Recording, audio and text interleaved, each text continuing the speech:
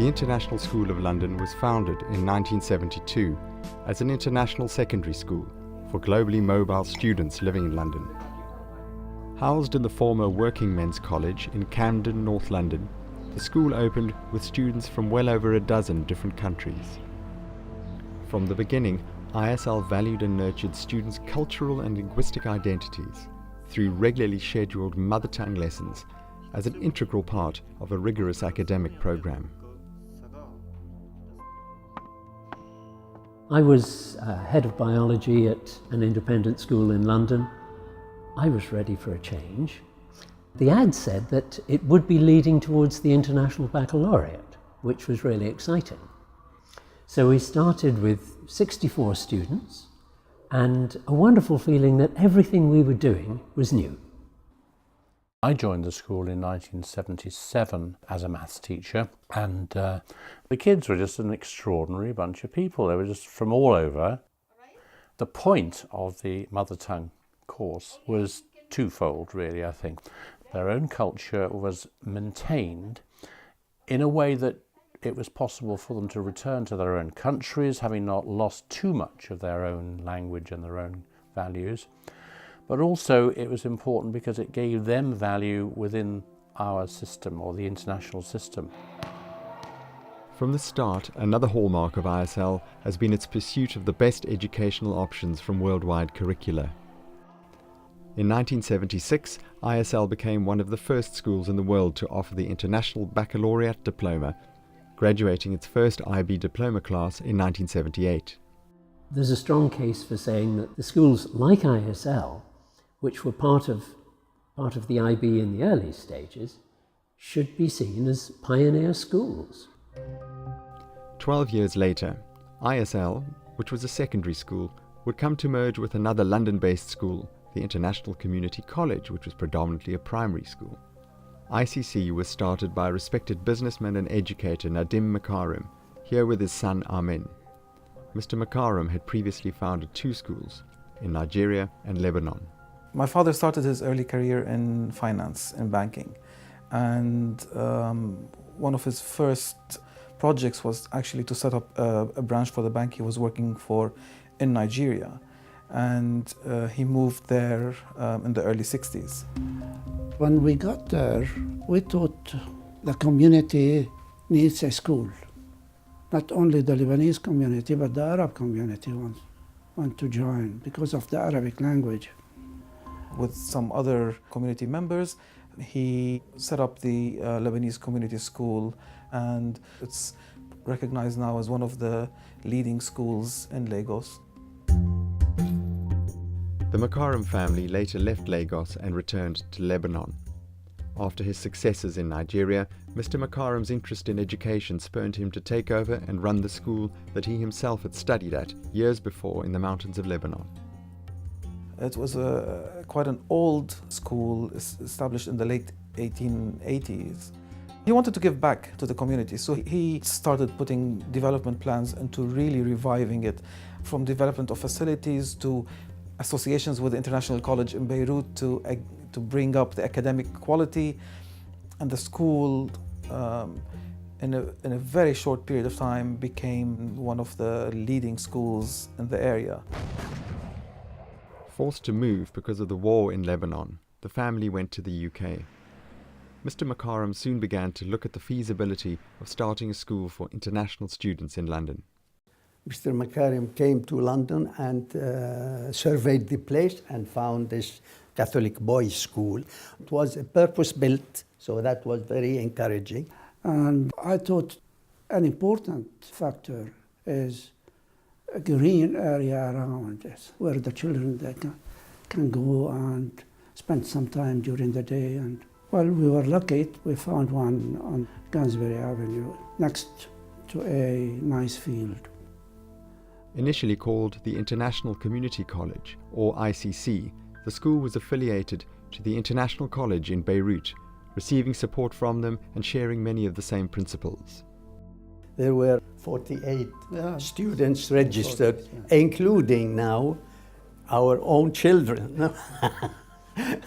We would merge classes together in terms of the mother language We could bring people across the ages. So terms that later developed in the education literature like differentiation and individualized learning and all that, we had to practice even if we didn't call it like that.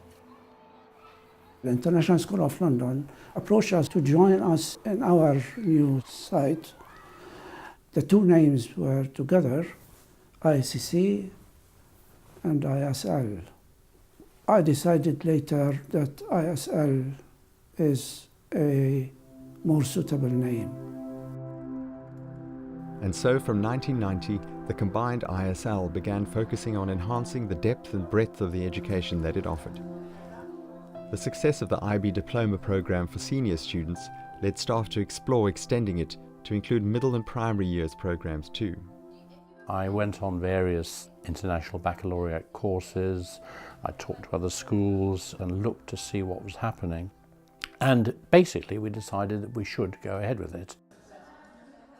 But as ISL's reputation as an educational institution of excellence grew, so did the number of applicants, which in itself brought about new challenges. We were very constrained with space, so that ideas to expand elsewhere came about. We had links with Shell, who approached us in relation to Prince Willem-Alexander School, a Dutch primary school in Surrey. The Dutch school was performing very well, but the numbers were in decline, partly because Shell was using less expatriates, less Dutch expatriates, that is, they were diversifying. But within the school there was a sense emerging that perhaps we should start thinking about becoming an international school. When we visited the school, we immediately felt that it would be a perfect match for us. We also believed that Surrey was going to be an attractive option for the expatriate communities who don't want to live in central London. So in August 2009 we started with 40 students, and from the word go it worked really well. Today we've reached a peak of 250 students, and now we've got the next phase where we're actually going to have this amazing building arising next to the already existing building, and that will be the cornerstone for our further growth. At the same time, we had a family, a vice president of Shell, move to Doha, and they kept on asking us, why isn't there an ISL in Doha? And that sort of sparked our interest in thinking abroad rather than just UK. And it so happened that the Qatari government had set up the Outstanding Schools initiative, and we decided to apply to open a branch in Qatar. Nadeem Makarim, Amin Makarim and myself went out to meet the ministry. We were shown the new school that we were going to be given. It was built as a boys' secondary school, but without a lot of facilities. We had no internet, we had no power, obviously no furniture or details like that.